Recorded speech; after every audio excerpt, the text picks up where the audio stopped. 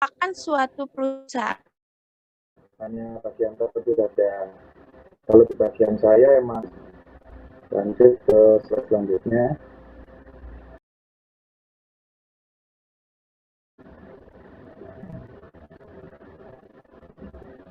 Di sini ada press part namanya. Nah, press part sendiri itu sebenarnya biasanya semuanya untuk mengurangi kandungan air di lembaran kertas itu dengan cara mekanik, yaitu dijepit oleh dua roll besar, yaitu untuk mengurangi kadar air dari lembaran kertas.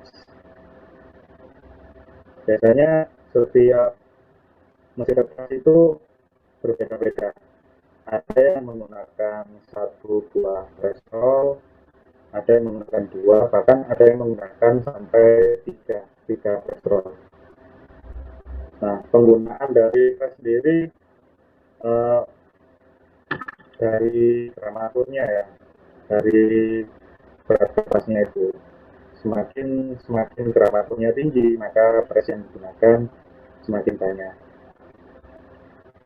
Nah, ini ada contoh ya, contoh gambar dari press roll. Itu karena di sana ada dua buah roll besar ya, yaitu dengan cara mekanik, yaitu di press atau dijepit. Nah, di samping tujuannya untuk mengurangi kandungan air juga untuk meratakan kertas ya, supaya properties dari properties dan visualnya juga itu bagus. Lalu ke proses drying selanjutnya. Nah, proses drying itu juga mengurangi kandungan air dengan cara evaporasi. Nah, di proses drying sendiri untuk yang di Suparma itu menyebutnya yang di dryer. Jadi ada steam yang dimasukkan ke drum dengan suhu, kalau nggak salah terakhir saya lihat itu suhunya maksimal 160 derajat. Jadi lembaran kertas dari press itu akan dilewatkan ke permukaan dryer dengan harapan pengurangan dari kadar air itu menjadi kertasnya. Lalu ke proses selanjutnya ada yang proses kalender. Nah, ini tujuannya untuk memperbaiki surface dari kertas itu sendiri. Jadi ketika proses press, lalu ada drying, tidak cukup untuk memperbaiki surface ya, surface kertas. Karena ketika tidak dilewatkan di kalender, itu kertas akan terasa kasar. Lalu permukaannya juga tidak rata. Maka dari itu ada proses namanya calendering, yaitu dilewatkan beberapa roll ya, kadang sampai 4 atau 5, itu tergantung kebutuhan juga, tergantung produk yang akan dibuat. Jadi seperti wrapping craft itu memang kita tidak menggunakan kalender karena surface yang kasar itu nanti akan dibuat ke proses selanjutnya, karena proses selanjutnya membutuhkan surface yang kasar. Jadi tidak selalu kita pakai kalender, atau kita tidak selalu juga untuk membuat kertas yang surface-nya halus kayak gitu. Jadi tergantung produk yang akan dibuat. Lalu proses selanjutnya, nah di paper ini untuk menggulung hasil dari paper mesin ya, berbentuk jumbo roll. Nah, nanti dari proses jumbo roll ini masuk ke proses selanjutnya yaitu finishing. Dan di industri tas itu kalau roll yang turun di paper mesin itu jumbo roll. Mereka menyebut jumbo roll. Nanti ada proses selanjutnya yaitu finishing. Dia ada istilah yang lain. Slide selanjutnya. Nah, di sini di proses finishing yaitu proses setelah dari stock preparation, paper machine, maka ada proses finishing untuk ini ya, apa namanya, karena order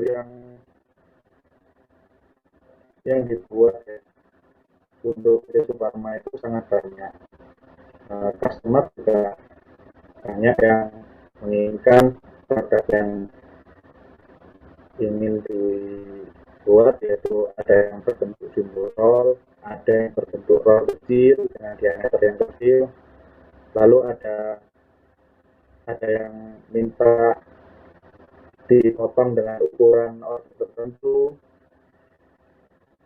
Maka dari itu proses finish prosesnya ada remaining, yaitu yang pertama yang menggulung ulang dari jumbo roll menjadi bentuk produk roll dengan diameter dan lebar yang sesuai dengan permintaan customer.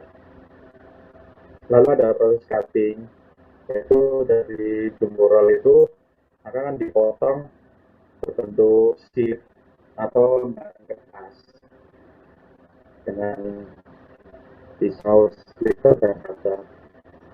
Nah, setelah itu ada proses sortir juga. Jadi walaupun banyak tahapan cleaning ketika di proses stock preparation, itu pasti ada banyak kontaminan yang lolos, walaupun tidak banyak kontaminan yang lolos, tapi pasti kontaminan itu akan lolos walaupun tidak banyak. Maka dari itu ada proses yang namanya sortir, itu untuk mensortir produk dari sheet, terutama produk dari sheet yang layak sebagai finish product. Jadi ada beberapa ketentuan ya, ada ketentuan untuk menjadi finish product itu, yaitu tidak adanya kontaminan atau defect-defect lain yang disebabkan dari stock preparation, dari paper mesin, itu pasti akan menimbulkan defect.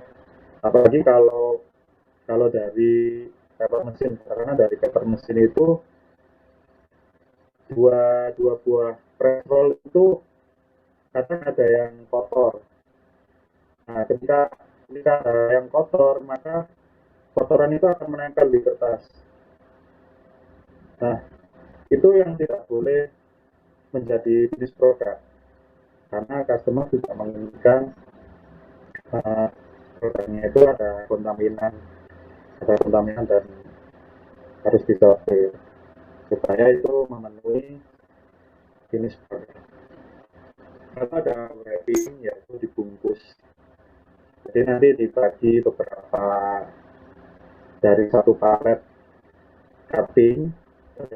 Proses cutting tadi ditumbuk di palet ya, lalu dibungkus berapa lembar gitu. Lalu ke proses selanjutnya.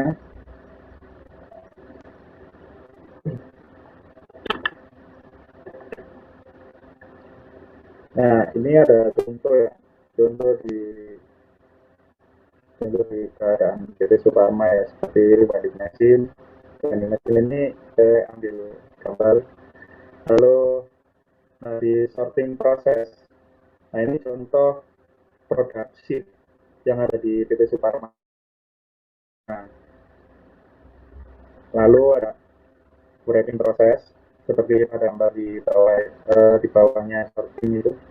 Nah, itu dibungkus, dibagi menjadi biasanya 50 lembar bungkus gitu.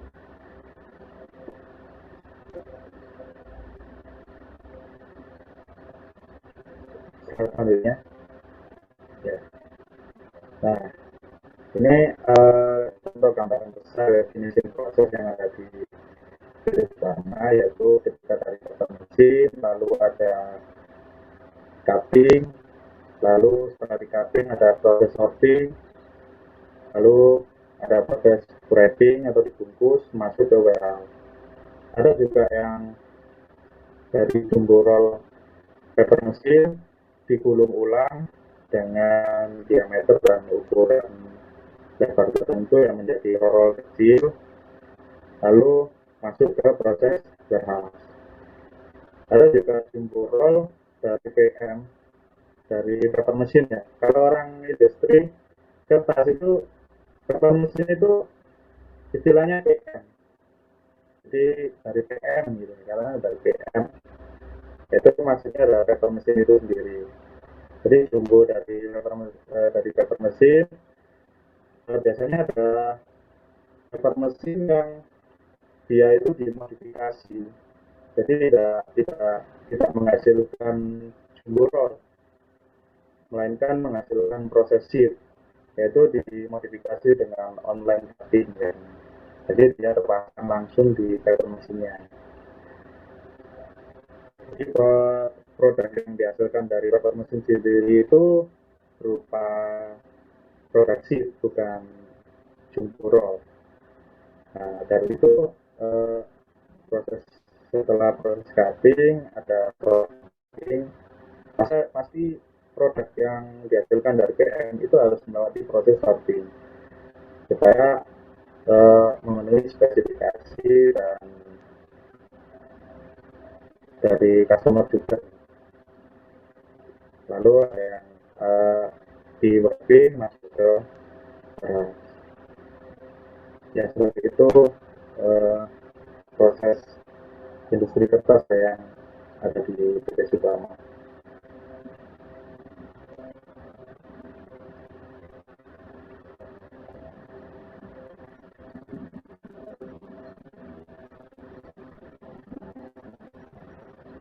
Oke, selanjutnya yang terakhir. Ya. Nah, kemudian yang bisa saya jelaskan. Terima kasih Kak Gali. Oke, ternyata itu pembuatan Ya, kertas itu juga banyak melewati proses ya Kak ya. Jadi nggak langsung dari kayu ya, langsung jadi apa? Jadi kertas itu nggak seperti itu ya Kak. Ternyata banyak banget prosesnya gitu ya Kak. iya, Oke. banyak banget. Seperti di cleaning tadi ya, Iya. banyak tahapan proses cleaning. Itu tujuannya kan menghilangkan kontaminasi. Nah, kenapa harus dihilangkan? Ya karena akan sangat mengganggu pada proses selanjutnya, yaitu di paper mesin, karena equipment itu sangat rentan ya, Oh. sangat rentan sekali dengan kontaminasi. Nanti akan berdampak seperti cacat, cacat di rollnya atau kerusakan pada pompa, maka akan menghentikan proses produksi dan itu memakan waktu ya seperti itu. Eh, terus kan itu tadi juga dijelasin ya Kak sama Kak Gali masalah Ya, alat-alat yang di atas itu juga beroperasinya itu menggunakan bantuan manusia nggak Kak kira-kira? Karena kan alatnya cukup besar-besar semua ya Kak. ya. Terus apa diatur secara manual atau bagaimana Kak? Ada yang manual, ada yang otomatis ya. Uh, let's say 70% itu proses dari mesin, yang 30%-nya bantuan dari manusia. Jadi seperti cleaning atau biasanya membersihkan bagian-bagian yang kotor, lalu untuk eh, mengoperasikan pompa karena sistemnya dead semua ya, tidak otomatis. Jadi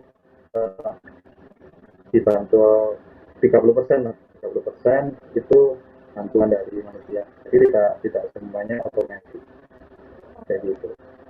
Jadi berarti ya kurang lebih ada bantuan manusia ya Kak ya. Iya. Oke.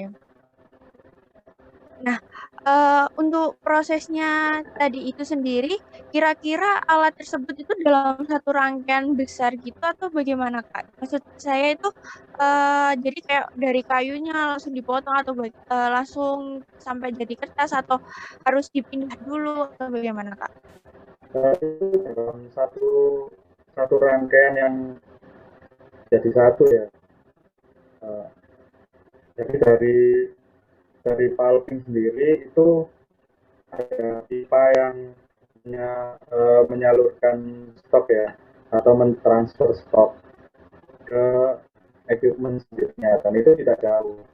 Jadi karena meminimalkan jalur pipa juga dan pompa yang cukup besar ketika transfer stok dari proses satu ke proses lainnya, maka di Sri Sukarma itu melalui satu proses panjang itu tidak saling berbeda, jadi satu line gitu, begitu.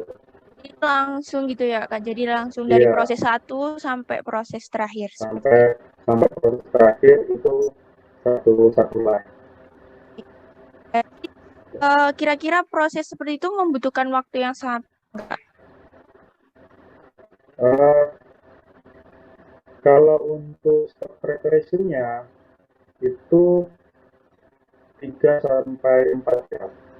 Jadi sebelum sebelum out, nah itu proses kertas keluar dari paper mesin, itu 3 atau 4 jam sebelumnya stock preparation pasti akan beroperasi terlebih dahulu, yaitu untuk ini ya, seperti supaya lancar, jadi tidak tersendat karena kehabisan stok dari proses stock preparation. Nah, berarti itu setelah proses stock preparation biasanya disimpan di chest atau di tangki. Jadi ada tangki penampung ya untuk stok-stok itu. Jadi ketika stok stok di chest satu itu habis, maka chest 2 itu akan mentransfer stok ke chest satu. Seperti itu. Oke, baik Kak. Jadi ya memang kurang lebih membutuhkan waktu lama juga ya Kak ya. Iya. Oke, mungkin pertanyaan nih Kak terakhir dari saya. Kan itu juga ada proses kimia, terus ada proses semi kimia, juga ada proses Iya. mekanik. Kira-kira eh, proses mana sih Kak yang paling bagus atau yang paling banyak nih digunakan? Kalau di industri kertas, apa itu di industri paper ya, bukan pulp. Kalau pulp itu lebih banyak di chemicalnya. Tapi kalau di industri kertas lebih banyak mekaniknya, mechanical. Jadi seperti cleaner sendiri itu selalu ada refining, itu tidak ada penambahan chemical aditifnya sama sekali. Jadi itu murni proses mekanik. Apalagi di mesin itu mulai dari wire sampai kalender atau sampai dryer itu memang mulai dari proses mekanik. Tapi untuk preparation itu ada beberapa chemical yang ditambahkan supaya untuk membantu juga, membantu stok itu bisa lancar di paper mesin. Seperti sizing tadi ya, sizing tadi memang kerjanya untuk ini, uh, jadi sifat murni dari fiber sendiri itu menyerap air. Kertas itu ya juga menyerap air. Tapi ketika diberi tambahan chemical seperti sizing, itu kertas yang dihasilkan tidak mudah menyerap air. Jadi seperti kertas HPS. Kalau kita nulis di kertas HPS itu tinta pasti tidak akan cepat meluber karena ada chemical additive-nya yaitu berupa resin. Iya. Baik, terima kasih kepada Kak Gali atas materi yang telah disampaikan. Wah, sangat luar biasa sekali ya Kak Gali ini. Oke, selanjutnya kita akan memasuki sesi tanya jawab. Baik, bagi peserta yang ingin bertanya, bisa langsung saja mengetik di kolom chat dengan format kelas_prodi_nama lengkap pertanyaan. Dan bagi peserta yang telah memberikan pertanyaannya akan dipilih oleh panitia, dan peserta yang terpilih dipersilakan untuk menyalakan kamera dan menyalakan mikrofon serta menyampaikan pertanyaannya. Oke, sambil menunggu pertanyaan yang ada di kolom Zoom, ini ada pertanyaan di question box, Kak. Ya. Apa bisa saya bacakan terlebih dahulu? Ya. Oke. Pertanyaan yang pertama itu dari @nita9_86. Pertanyaannya, kriteria kayu seperti apakah yang dipakai dalam industri kertas? Apakah semua jenis kayu dapat dipakai? Dan dalam industri kayu yang begitu banyak, apakah pihak industri membatasi banyaknya kayu yang diambil dari produsen kayu? Karena pada era sekarang dapat dilihat bahwa kayu juga sudah mulai berkurang. Mungkin dari Kak Gali, waktu dan tempat saya persilakan untuk menjawab. Ya, untuk jenis kayunya ya. Jenis kayu ada serat panjang dan serat pendek. Jadi di daerah tropis seperti di Indonesia itu lebih banyak serat pendeknya seperti hardwood. Jenis pohonnya itu seperti akasia itu dia itu serat pendek. Tapi kalau untuk yang serat panjang biasanya di daerah Eropa Utara seperti USA, Kanada, bahkan di daerah tropis ya seperti New Zealand, terus Belarusia yang baru ini, lalu ada dari Swiss, itu dia produksi pulp yang serat panjang atau softwood. Kalau di daerah tropis seperti di Indonesia, Brazil, itu diproduksi hardwood atau serat pendek. Lalu menyambung pertanyaan tadi, dibatasi atau enggak, perusahaan industri kertas ya itu biasanya mengikuti lembaga atau peraturan dari lembaga itu sendiri supaya pohon yang ditebang itu dipertanggungjawabkan kelestariannya. Jadi seperti tebang pilih pohon sendiri itu asal pohonnya itu dari dia tebang secara liar atau tebang di perkebunan kayak gitu. Biasanya kalau kita lihat di box Ultramilk ya itu ada logo FSC. Nah di logo FSC sendiri itu ada lembaga yang memverifikasi bahwa pulp atau produk kayu yang dia hasilkan itu dari hutan yang dilindungi atau tebang pilih atau yang ditanam sendiri seperti di perkebunan atau penebangan liar seperti itu. Terima kasih atas jawabannya dari Kak Gali. Ya. Oke, mengingatkan kepada seluruh peserta apabila ada pertanyaan dipersilahkan untuk bertanya dengan format yaitu kelas_prodi_nama lengkap pertanyaan. Oke, sambil menunggu pertanyaan yang ada di chat nih Kak. Kan ini kakak juga udah berpengalaman ya masalah pull and paper mungkin ya kak. Boleh nih cerita sedikit bagaimana sih kak keadaannya atau eh, apa ya prosesnya gitu sedikit gitu yang mungkin kakak bisa jelaskan gitu. Di ini maksudnya dalam kondisi industrinya. Ya, iya kak. Kondisi industrinya ya, kalau untuk di PT Suparma emang eh, tempatnya emang ini sih, seperti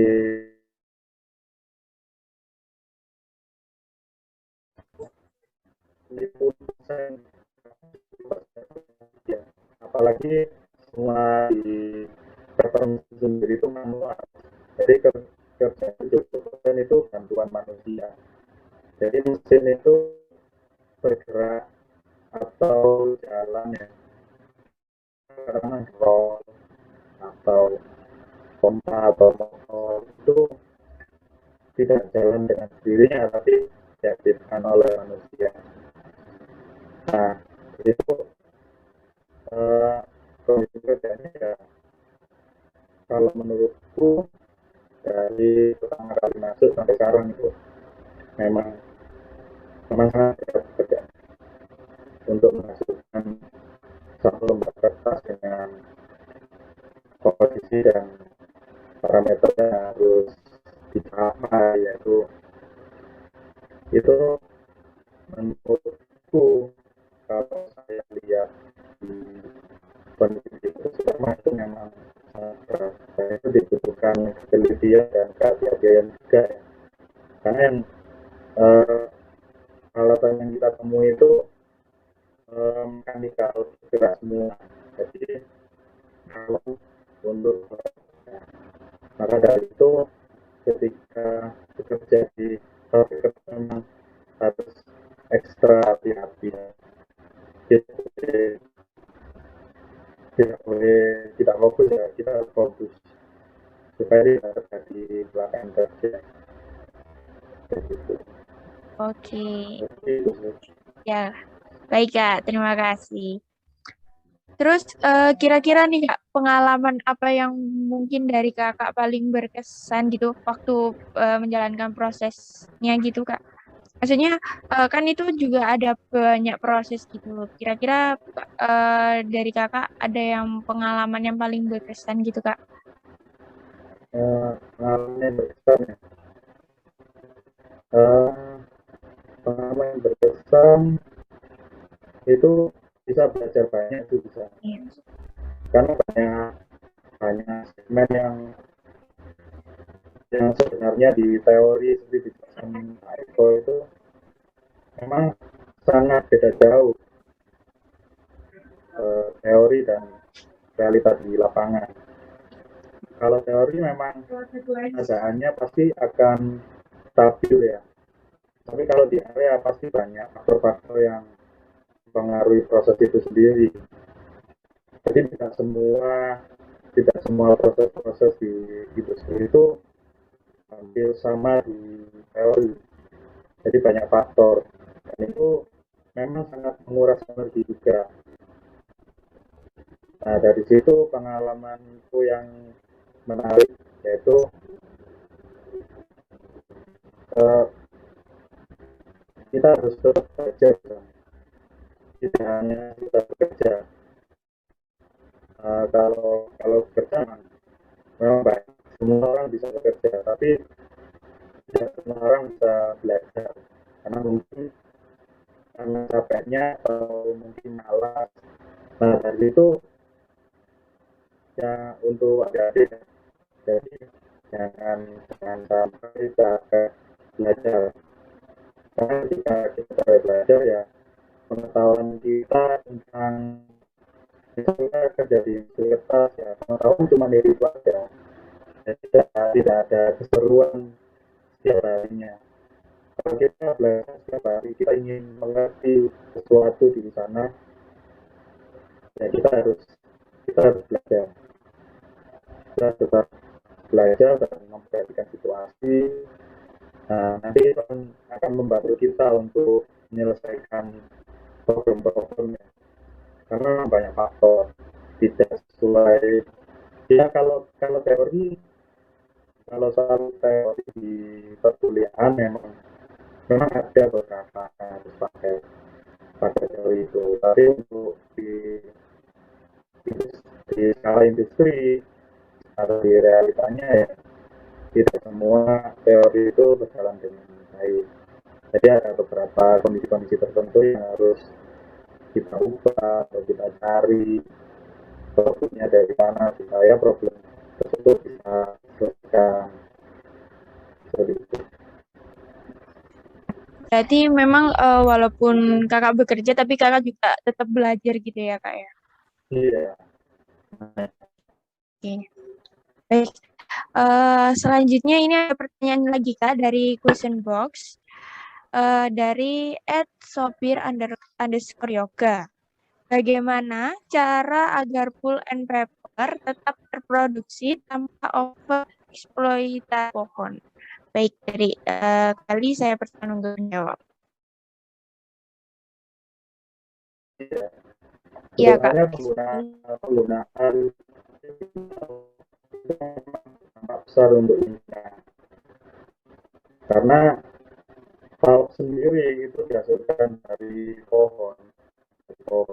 Tapi kalau kita dari bekas. Nah, di industri sekarang memang lagi banyak ini ya, dicanangkan untuk memilih produk-produk yang recycle seperti itu. Jadi kita tidak tergantung dengan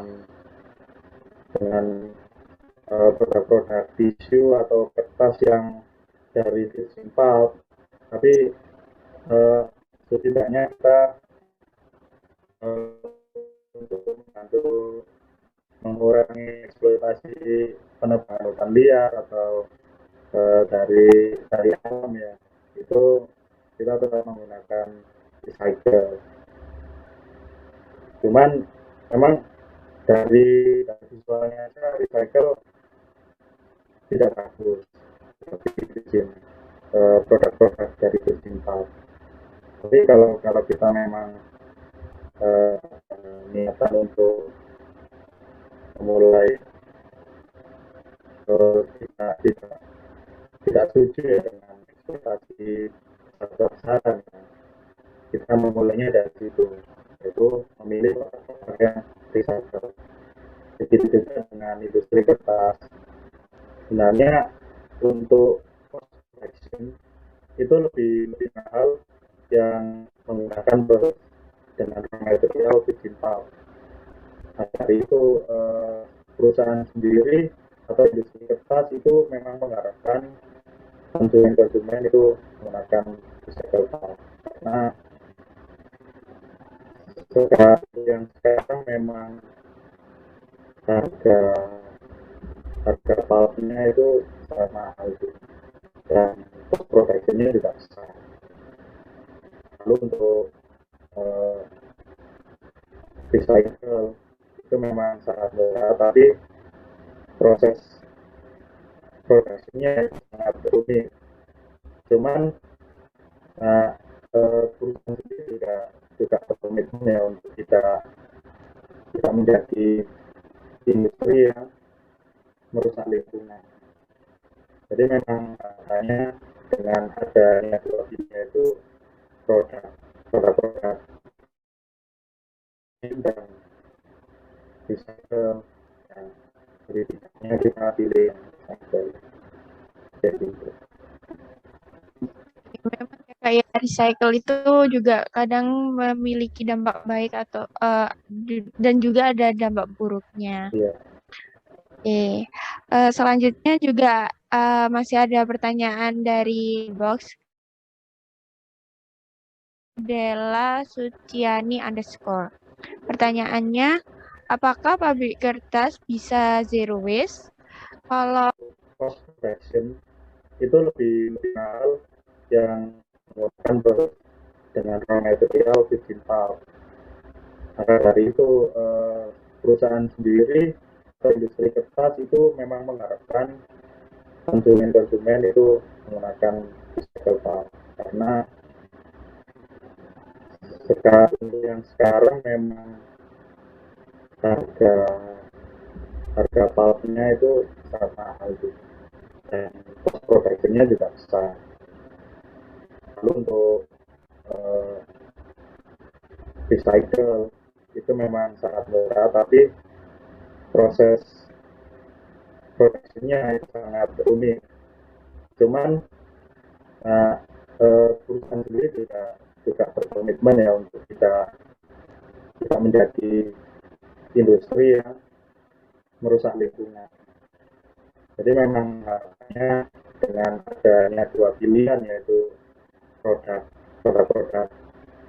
paper dari virgin dan recycle. Nah, jadi bijaknya kita pilih yang recycle. Jadi itu. Memang kayak recycle itu juga kadang memiliki dampak baik atau dan juga ada dampak buruknya. Iya. Oke, selanjutnya juga masih ada pertanyaan dari question box, Kak, dari @radela_suciani_. Pertanyaannya, apakah pabrik kertas bisa zero waste? Kalau kertas didaur ulang, apakah prosesnya harus sama dengan yang di pabrik atau lebih sederhana? Baik, Kak Gali bisa menjawab pertanyaan. Untuk zero waste itu sangat bisa karena di industri kertas punya proses yang namanya water treatment dan untuk zero emisi ya. Nah kita juga concern juga di fly ash yaitu di PT Suparma itu untuk menggerakkan paper machine kita pakai boiler dengan bahan bakar batu bara. Jadi residu yang ditimbulkan dari boiler sendiri yaitu fly ash atau abu. Nah itu akhir-akhir ini banyak improvement yang dilakukan di Suparma ya untuk mengurangi polusi dari boiler itu sendiri, dari tenaga itu sendiri, dan water treatmentnya juga. Jadi air proses yang sangat kompleks itu campur fiber dan bahan-bahan kimia yang lain itu di treatment dengan baik. Jadi yang diharapkan ketika perusahaan kertas itu dari raw materialnya sendiri itu sangat merusak lingkungan, maka limbah yang dihasilkan juga tidak harus ini ya, merusak lingkungan juga. Jadi masih di ambang batas lah, batas untuk limbahnya. Harapannya seperti itu. Baik. Terima kasih Kak Gali. Mengingatkan kepada teman-teman peserta kuliah tamu 3, bisa apabila ada pertanyaan, bisa mengajukan pertanyaannya lewat chat dengan format kelas_prodi_nama lengkap _pertanyaan. Baik, sepertinya sudah ada pertanyaan nih Kak. Dari kelas 2A D4, Nur Karisma, izin bertanya. Oke, untuk Nur Karisma, dipersilakan menyalakan kamera serta menyalakan mikrofon serta terlebih dahulu untuk memperkenalkan diri.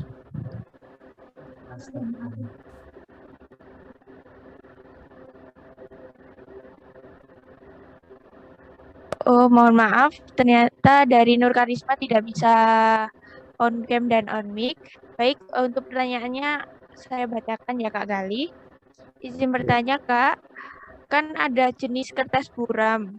Ada yang sering digunakan seperti saat ujian.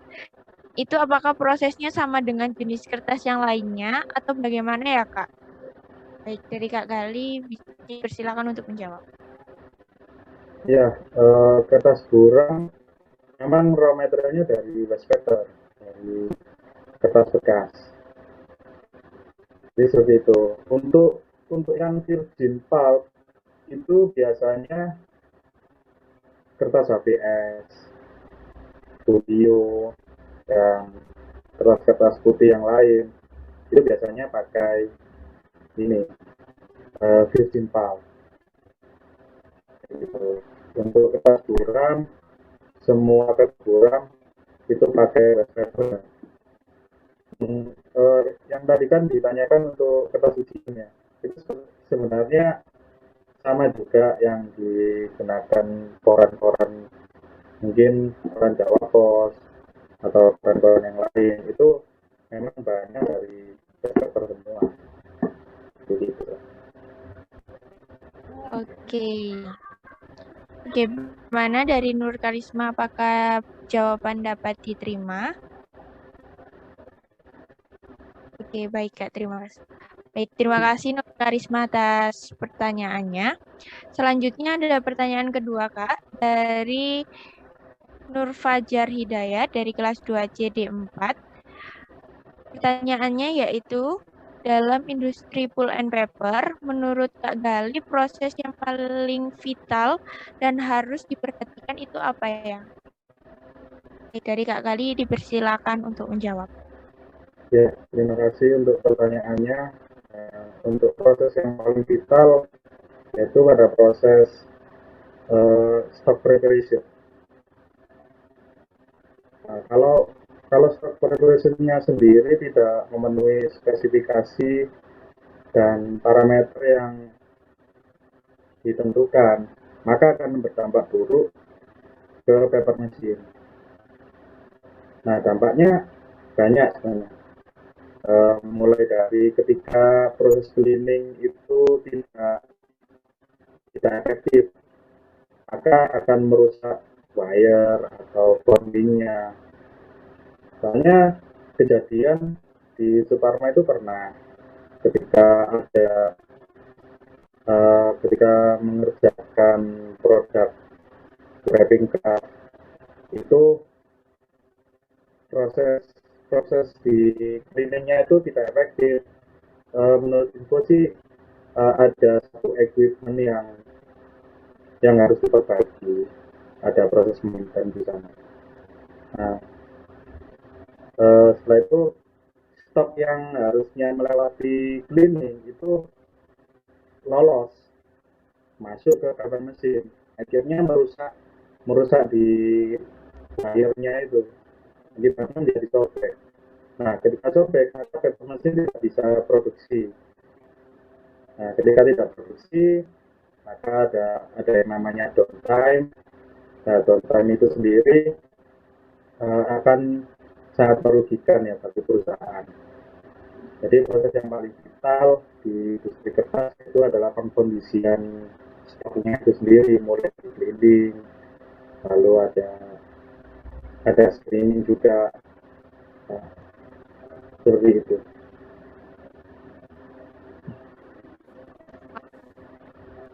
Bagaimana dari Nur Fajar, apakah ada pertanyaan lagi atau bisa dicukupkan? Oke. Pertanyaan selanjutnya itu dari Januar Alifian dari kelas 1E D4.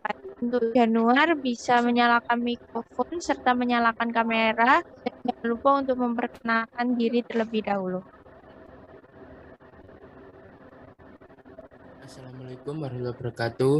Perkenalkan, Waalaikumsalam. saya Januar Alfian dari kelas 1E D4 Teknologi Kimia Industri. Saya di sini izin bertanya, Kak, kepada Kak Gali, pada industri pulp and paper, menurut Kak Gali, untuk pemrosesan pembuatan kertas HVS dan kertas koran, apakah sama dalam pemrosesannya? Apabila beda, tingkat kesulitannya itu lebih sulit mana ya, Kak? Terima kasih. Ya, sama-sama untuk Januar. uh, proses pembuatan kertas HVS dan kertas koran. Kalau untuk kertas koran kan raw materialnya kan dari recycle ya, dari waste paper. Nah, waste paper sendiri itu harus melalui proses yang sangat panjang di stock preparation, mulai dari cleaning. Tapi untuk HVS, dia karena pakai virgin pulp, jadi prosesnya hanya dari pulper langsung ke cleaner, setelah itu masuk ke refiner. Jadi tidak ada proses yang namanya untuk menghilangkan tinta, untuk menghilangkan lem atau kontaminan seperti staples atau kawat atau yang berat-berat itu ya, itu tidak ada di proses itu untuk yang ABS. Jadi perbedaannya di situ. Jadi untuk yang digital prosesnya lebih pendek. Jadi dia hanya pengkondisian serat dari refiner aja supaya dia tidak lagi dan formasinya bisa seragam di mesin. Tapi untuk yang kertas koran dia harus melalui proses cleaning yang sangat panjang. Belum lagi untuk pemisahan serat dan tinta itu sendiri itu memerlukan proses yang panjang juga.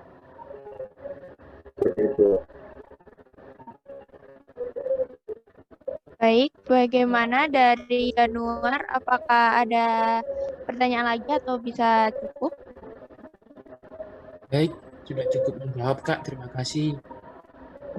Ya, Oke, baik. Karena dikarenakan waktu sesi tanya jawab sudah habis, untuk pertanyaannya yang terjawab akan ada tindak lanjut. Baik, kami ucapkan terima kasih kepada Kak Gali atas materi yang telah disampaikan dan penjelasan yang sangat bermanfaat sekali tentunya. Acara selanjutnya yaitu statement penutup oleh pemateri. Pada Kak Gali, waktu dan tempat saya persilahkan. ya terima kasih untuk moderator.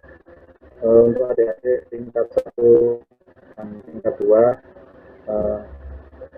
jangan pernah lelah ya untuk belajar, supaya kita tidak berhenti atau tidak stuck ya di